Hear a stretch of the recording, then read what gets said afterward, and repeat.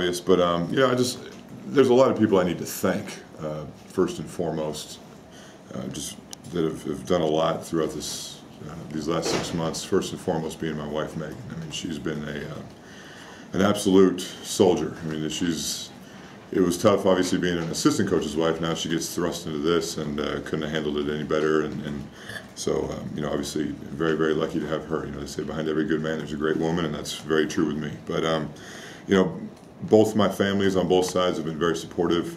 You know, we've had some personal struggles with a couple of deaths in the family that we've had to deal with, and they've been, on both sides, have been absolutely incredible as well. So, you know, I need to thank them. And then, you know, my players. I've said it dozens of times, and just the way they've handled this, the way they've made this fun for me is something I'll always remember and I'll always treasure. And you know, it's a group of 14 players that all have a special place in my heart for a long time. So you know, and I obviously need to thank Dr. Postal for giving me the opportunity.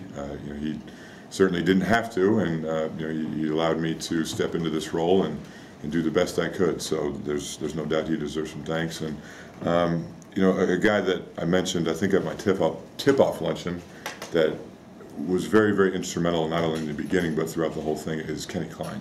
He, you know, for a while there, it was pretty uncharted territory for a lot of us, and his guidance and his friendship more than anything has been absolutely awesome. So Kenny deserves a big thanks. And my staff, obviously we had some guys we were all here together, we knew each other, we knew how this place works, and just hit the ground running as we moved forward. And then I was able to, and fortunate to bring in two guys in, you know, Trent and Greg, that could not have done a better job. I mean, absolutely, if I had expectations at a certain level, they exceeded that and then some. And you know, we just, our staff chemistry and dynamic this year was as good as I've ever been around, and that makes everything so much easier on a daily basis. And you know, we had a lot of fun. We really did. And you know, it was a group that we really enjoyed coming to work every day and trying to tackle this thing head on. And you know, one person I do need to thank is Coach Patino. He, not only playing for him but working for him, he taught me a lot. He taught me, you know, how to do things on a daily basis the right way, how to do things in the best interest of the players, and I tried to keep that true. You know, I told myself from day one to last night, there's three things I always wanted to do. I wanted to be honest with the players, I wanted to be myself, and I wanted to do what was right by them. And that's what I tried to hold true to, and I feel like I did that to the best of my ability. So, you know, Coach Patino obviously was very instrumental in instilling a lot of that in me. And, you know, I do need to thank you guys as well, and the media people that aren't here. I didn't read hardly anything that was written all year because I was given good advice to just be a ghost on the internet, and I tried to hold true to that. So if you guys didn't write nice things about me, well, then I don't thank you. But no, you guys have been very, very good to me all year. So you know, I know friendships with a lot of you guys in here, and I hope that continues. And you know, the last people I need to thank, without a doubt, are the fans. The amount of support and admiration that they showed, not only to me, but to the players in this program all year, was absolutely incredible. And I think just seeing the turnout for NIT games alone, it just goes to show what this fan base is all about. It's what makes Louisville. And you know, I know moving forward, I know that fan support will continue for this team and the program moving forward. So the fans deserve a big hand and a lot of recognition. So, you know, with that being said, just now I guess I got to focus on what's next for me. Right now I don't have an answer to that, but you know, we'll kind of cross that bridge when we come to it and see what's what. But you know, I went home last night and I had more than one glass of wine, I'm not going to lie, but you know, just trying to reflect on what the last 6 months have been all about. And it's, like I said last night, it was a great experience. So when you did that reflection, what stood out the most as you thought about it?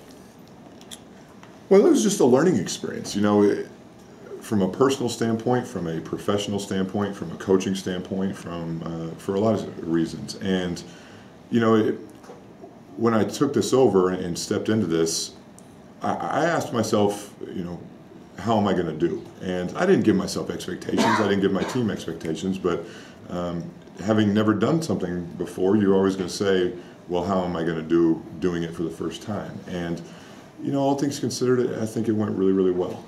Did I learn a lot? Of course I did. You know, Did I learn when I need to use timeouts better? Yes. Substitutions, all kinds of stuff. But that's part of the learning process. I mean, even the greats.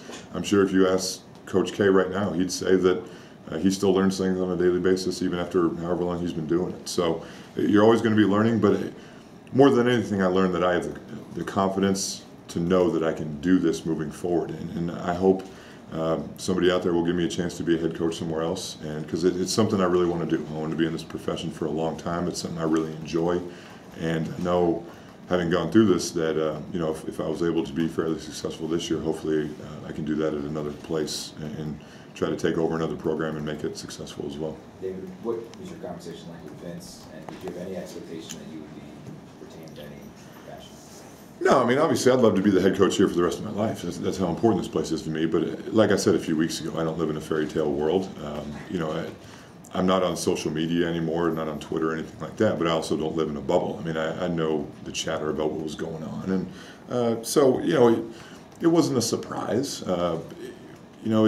It's one of those things where you know the day's coming, but it doesn't change the fact that when it's there, it's a weird feeling.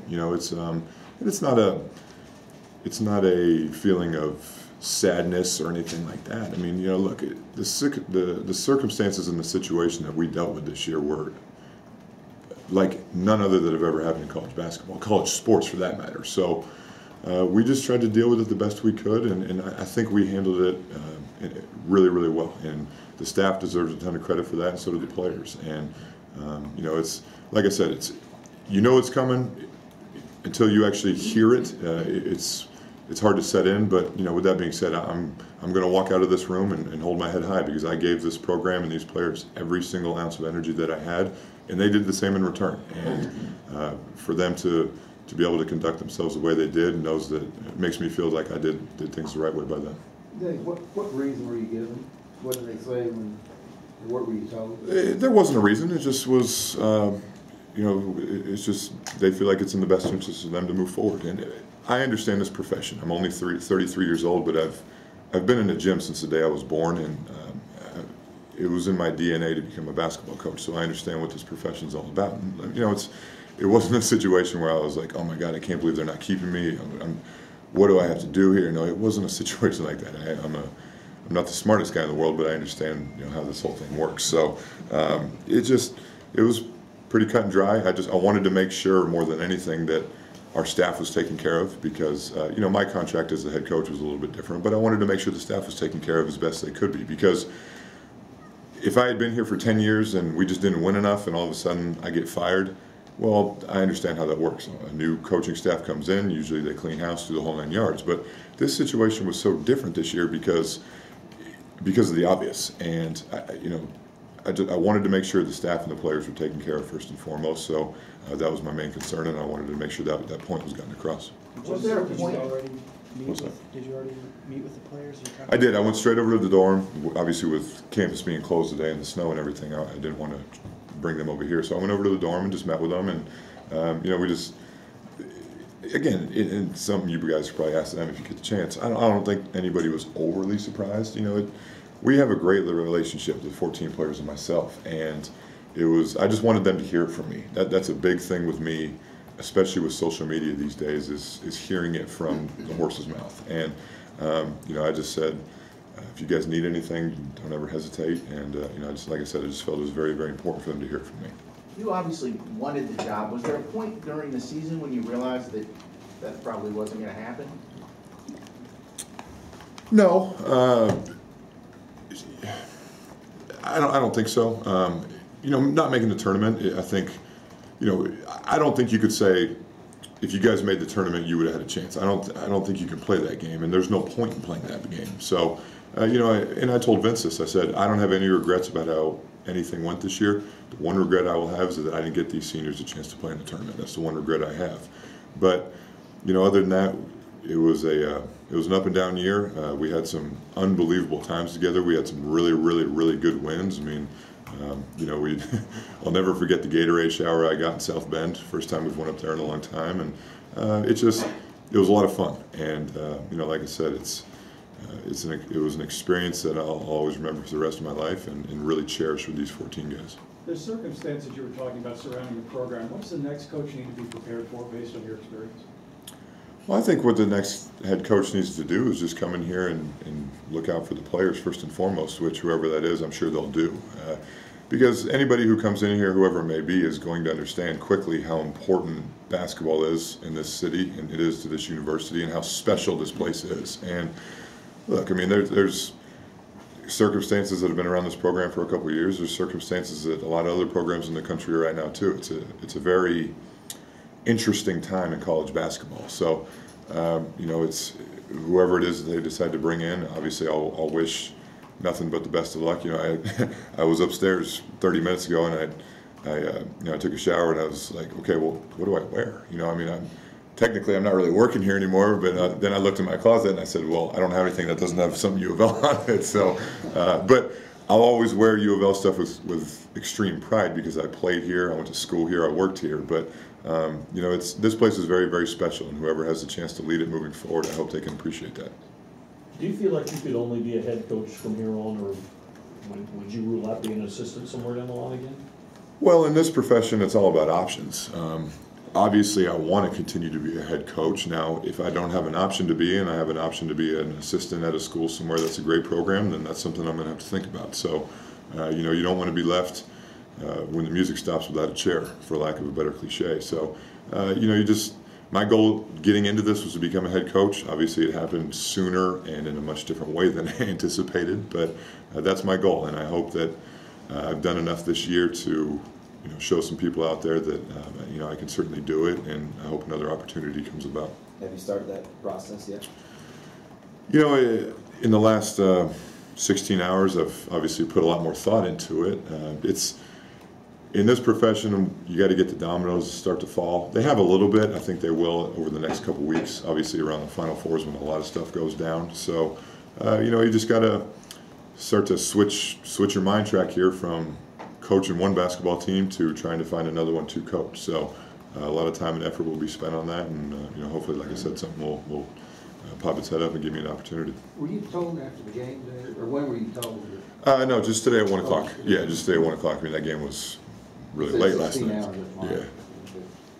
Does what you've been through off the court, your family issues, does it change your perspective on this? I mean, this is obviously bad, but it's a lot of work. I don't think this is bad. I have to disagree with you on that. You know, I knew this was going to be a one-year deal. I signed a one-year contract, and you know, unless we did something magical, it probably was going to be, you know, a little bit of a long shot for me to retain this. But that wasn't my interest from day one, and it never has been. But with that being said, it's all about perspective in life to me. You know, I had two very close family members pass away in the last couple of months, and as important as basketball is to this place, and as important as this place is to me, you know, it's not life or death. And if somebody says it is, then they're mistaken and they just don't get it. So, you know, there's a reason I wear these two bracelets on my wrist, and I've never taken them off, and I probably won't, because it's all about family. And at the end of the day, if you don't have family, then you know, you don't have a whole lot.